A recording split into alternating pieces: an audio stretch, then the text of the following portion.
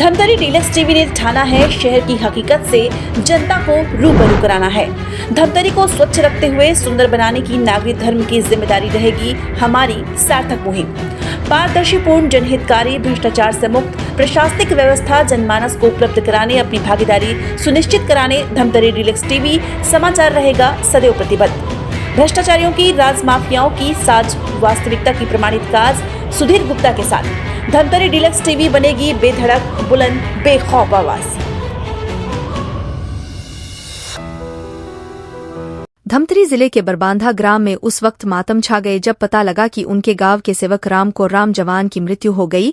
दरअसल सेवक राम कोर्राम बीते 26 साल से बीएसएफ में अपना सेवा दे रहा था। साथ ही ग्रामीणों ने बताया कि बरबांधा ग्राम के पहले जवान है जो बीएसएफ में अपना सेवा दे रहे थे, जिनका ड्यूटी फिलहाल राजस्थान में लगा हुआ था। इस बीच मंगलवार को दिल्ली के बालाजी अस्पताल में अंतिम सांस लिया। बताया जा रहा है कि शहीद सेवक राम कोर्राम ब्लड कैंसर की बीमारी से जूझ रहे थे, जिन्हें इलाज के लिए दिल्ली के बालाजी हॉस्पिटल लाया गया, जहां उपचार के दौरान उनकी मौत हो गई। शाहिद जवान अपने एक बच्चे और पत्नी से अलविदा ले लिया। परिवार के लोगों का रो रोकर बुरा हाल हो गया है। ग्राम में शहीद सेवक राम कोर्राम के पार्थिव शरीर जैसे पहुंचा, उसे देखने लोगों का हुजूम लग गए। अंतिम संस्कार में ग्राम के सभी लोग सहित प्रशासन, अमला और क्षेत्र के विधायक मौजूद रहे। लोगों ने बताया कि सेवक राम की मृत्यु सैनिक और परिवार के लिए बड़ी क्षति है, क्योंकि गांव का सबसे पहला सैनिक सेवक राम ही थे। उनसे ही ग्राम के अन्य सैनिक आगे आगे बढ़ा है। वही क्षेत्र के विधायक भी शहीद जवान के दर्शन के लिए गए। वही विधायक ने सेवक राम की मृत्यु अपूर्णा क्षति मानी है। बहरहाल सैनिक के पार्थिव शरीर का अंतिम संस्कार कर दिया गया है। गांव के ही शमशान घाट पर सेवक राम सैनिक को अंतिम विदाई दिया गया। भूतपूर्व सैनिक हूँ। अभी जो शहीद हुआ है सेवक राम कोर्राम, मेरे रिश्ते में चाचा लगता है। वो बीएसएफ में 26 साल नौकरी किया है और फिलहाल वो राजस्थान के जैसलमेर में पदस्थ था और कुछ उसका स्वास्थ्य खराब होने के कारण दिल्ली के बालाजी हॉस्पिटल में एडमिट था। तकरीबन 2 महीना इलाज चला। उसके बाद दिनांक 28/5 को अस्पताल बालाजी हॉस्पिटल में उसका देहावसान हो गया। कितने बच्चे हैं? उसका भी एक बच्चा, एक लड़का है 6 साल का। कितना बड़ा क्षति मानते हैं? जी सर। कितना बड़ा क्षति मानते हैं उससे ज़्यादा? सर वो तो हमारे लिए एक सैनिक के तौर पे और एक परिवार की तरफ से बहुत बड़ी क्षति है, जो कि हम जैसे नौजवानों को उन्हीं के प्रेरित की वजह से आज हम सेना में गए हैं। वो हमारा इस ग्राम का पहला सैनिक है जो फौज में गया है। उसके प्रेरित से होकर हम सब लोग उसके बाद गए हैं। कितने लोग उसके बाद फौज में गए बीएसएफ में? बीएसएफ में उसके बाद तो फिलहाल 3 लोग हैं और आर्मी में 2 लोग हैं और पुलिस में तकरीबन 7 से 8 लोग हैं। किस तरह याद करेंगे आप उनको?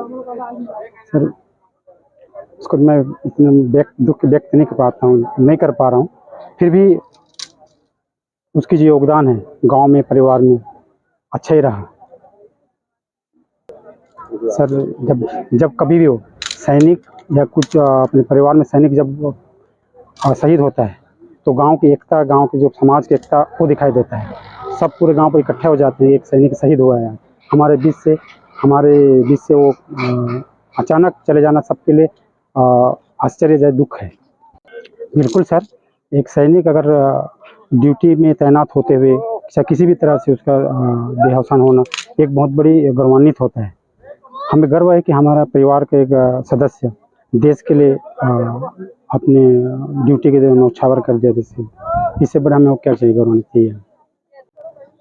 आज बरबांधा के एक जवान जो है सेवक राम कोर्राम बीएसएफ के जवान थे, जो कि शहीद हो गए और इस क्षेत्र के लिए बहुत ही अपूर्णीय क्षति है।